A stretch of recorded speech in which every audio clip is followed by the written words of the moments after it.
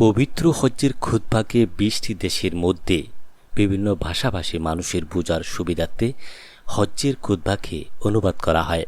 ঠিক তেমনি বাংলাদেশের ভাষাতেও হজ্জের খুতবাকে বাংলায় অনুবাদ করা হয়। হজ্জের মূল আরবি খুতবা প্রদান করবেন ফজিলাতুশ শায়খ ডক্টর মাহের বিন হামাদ আল মুয়াইকেলে, সম্মানিত ইমাম ও খতিব মসজিদে হারাম। এবারে পবিত্র আরাফাতের খুতবাকে বাংলা অনুবাদ এর জন্য মনোনীত করা হয় 4 জনকে। তার মধ্যে 2 জন হলেন কক্সবাজার রামু গর্জনিয়া ইউনিয়নের।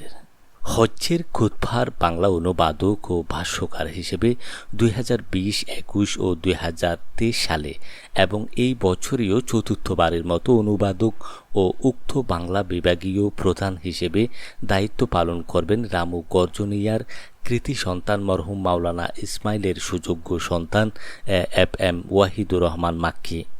অন্যজন হলেন মরহুম ফারুক আহমদ এবং সুযোগ্য সন্তান মুবিনুর রহমান বিন ফারুক। তিনি উম্মুল কুরা বিশ্ববিদ্যালয়ে এমফিল গবেষক হিসেবে অধ্যয়নরত। 2024 সালে এবারে হজ্জে আরাফাত ময়দানে খুতবার অনুবাদক ও ভাষ্যকার করবেন ডক্টর মুহাম্মদ খলিলুর রহমান, PhD, উম্মুল কুরা বিশ্ববিদ্যালয়। নাজমুস সাকিব অনুবাদক, মাস্টার্স অধ্যয়নরত, আব্দুল আজিজ বিশ্ববিদ্যালয়, জেদ্দা।